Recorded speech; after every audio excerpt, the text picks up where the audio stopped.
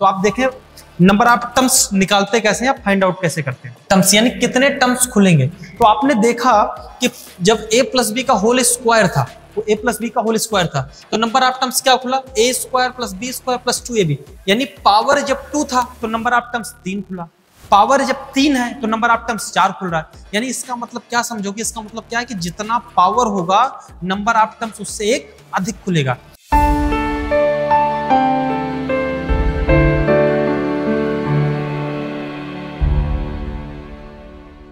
Hello and जय हिंद, नमस्कार। आपका इस शील्ड डिफेंस कॉलेज के ऑफिशियल यूट्यूब चैनल पे वार्म अप वेलकम है।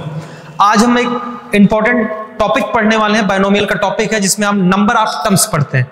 बायनोमियल में नंबर ऑफ टर्म्स में आपके एनडीए एग्जाम्स में, इवन आईआईटी जेईई नीट्स में और क्लास 12 में इसके क्वेश्चन जब आप पेपर देने जाते हैं तो इसके क्वेश्चन पूछते हैं। तो आप देखें नंबर ऑफ टर्म्स निकालते कैसे हैं, फाइंड आउट कैसे करते हैं। जैसे मैं आपसे बोलूं कि a प्लस बी का whole square, a plus B का होल स्क्वायर क्या होता है, तो आप बोलोगे सर बड़ा आसान है, a प्लस बी का होल स्क्वायर तो बता देंगे आराम से। तो आप बोलोगे सर a प्लस बी का जो होल स्क्वायर होता है वो बराबर होता है a square plus B square plus 2ab के। बिल्कुल भाई, a प्लस बी का होल स्क्वायर क्या होता है, a square plus B square plus 2ab के।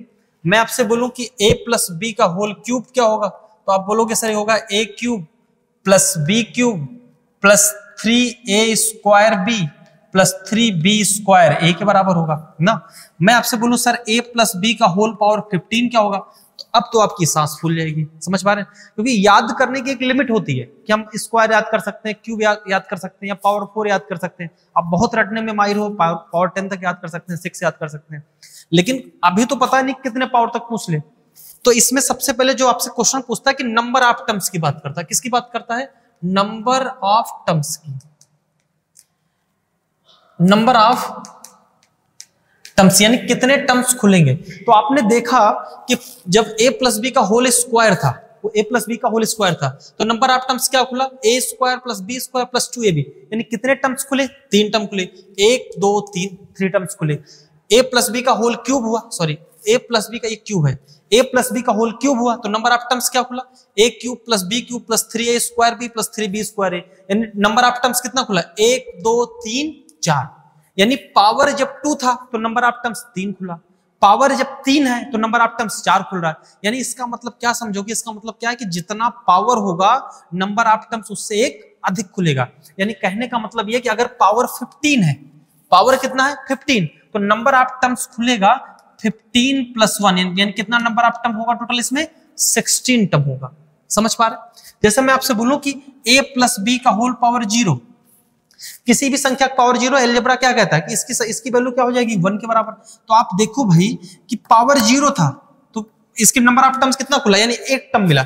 यानी जितना पावर होगा टर्म उससे एक अधिक खुलेगा। ऐसे मैं आपसे बोलूं कि सर a प्लस बी का होल पावर 49 की वैल्यू क्या होगी, तो बोलो कि सर नंबर ऑफ टर्म्स होगा 49 प्लस 1, यानी टोटल नंबर ऑफ टर्म्स कितने होंगे, 50, यानी 50 टर्म्स होंगे। यानी कहने का मतलब यह है कि जितना पावर होगा उससे एक अधिक नंबर ऑफ टर्म होगा।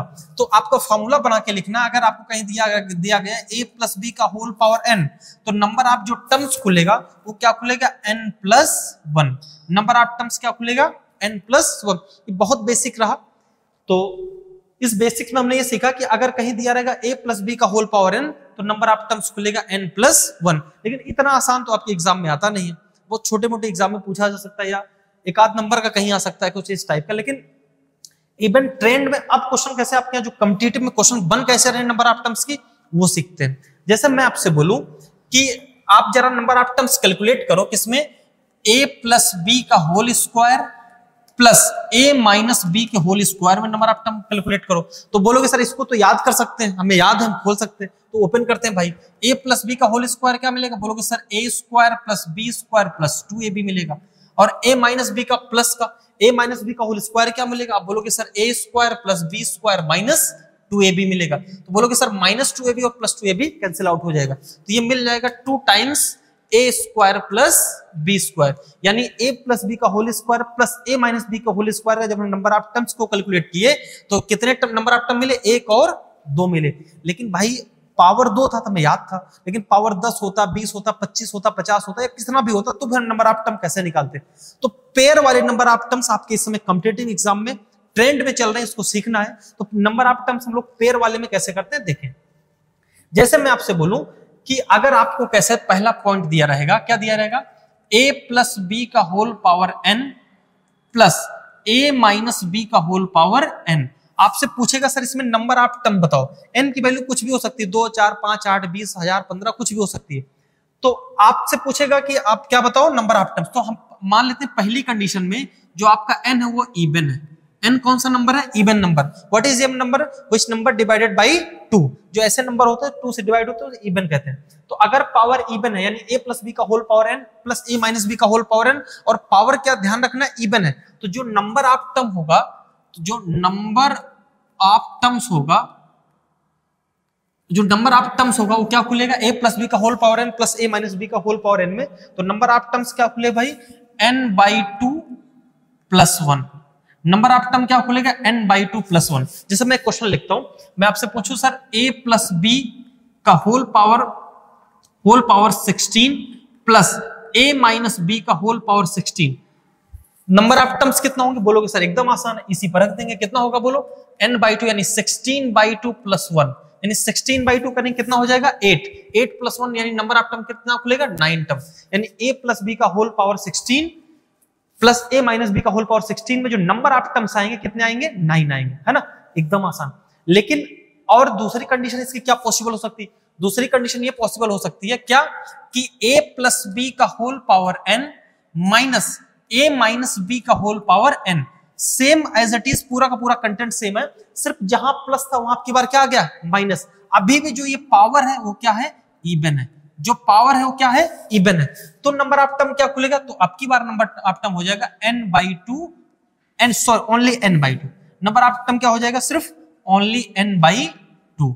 नंबर ऑफ टर्म कितना हो जाएगा, ओनली n/2। जैसे मैं क्वेश्चन लिखता हूं सेम, कि a प्लस बी का होल पावर 16, पावर यही ले लेते हैं, माइनस a माइनस बी का whole power 16। Number of term बताओ, जब यहां प्लस था तो नंबर ऑफ टर्म 9 आ गया, लेकिन अगर यहां माइनस हो गया तो आपका जो फॉर्मूला सिर्फ क्या बनेगा, n/2। n कितना बोलो, जो पावर है 16/2, यानी नंबर ऑफ टर्म कितना खुलेगा, 8 खुलेगा। यानी a प्लस बी का whole power 16 minus a minus B का होल पावर 16 में जो नंबर ऑफ टर्म खुलेगा कितना खुलेगा, 16। ये ध्यान रखना है। ध्यान क्या रखना है, प्लस और माइनस का ध्यान रखना है। दूसरा क्या ध्यान रखना, पावर क्या ध्यान रखना है, पावर इवन है कि ऑड है। तो हमने इवन में दोनों सीख लिया, अगर इवन में होगा प्लस होगा, प्लस लगा इवन पावर हो तो n/2 प्लस 1 फॉर्मूला निकल के आएगा। n क्या है, जो पावर है, माइनस होगा तो क्या होगा n/2। लेकिन आप कहोगे सर सिर्फ इवन पे तो बनेगा नहीं, ऑड पे भी बन सकता, बिल्कुल बन सकता है भाई। तो ऑड पे क्या बनेगा, जैसे मैं आपसे बोलूं कि a प्लस बी पे whole power n plus a minus B पे होल पावर n। मैं आपसे पूछूं सर नंबर ऑफ टर्म्स इसमें क्या होगा, अब की बार जो n है आपका ऑड है, n क्या है, odd. What is odd number, which number is not divided by 2, like that 1 हो गया, 3 हो गया, 5 हो गया, 7 हो गया, 9 हो गया, यही सारे नंबर। तो इसमें नंबर ऑफ टर्म क्या खुलेगा, इसमें नंबर ऑफ टर्म होगा n प्लस 1/2। क्या फॉर्मूला होगा, n प्लस 1/2। फॉर्मूला क्या बनेगा, n प्लस 1/2। जैसे मैं क्वेश्चन लिखता हूं कि a प्लस बी का whole power 15 plus a minus B का होल पावर 15। मैं आपसे पूछूं कि इसमें नंबर ऑफ टर्म क्या खुलेगा, बोलोगे सर जो n है, जो पावर है वो क्या है, ऑड है। तो फॉर्मूला क्या होगा, n प्लस 1 यानी 15 प्लस 1/2। 15 प्लस 1 कितना होगा, 16। 16 को 2 से डिवाइड करेंगे कितना आ जाएगा, 8 आ जाएगा। कितना आ जाएगा, 8 आ जाएगा।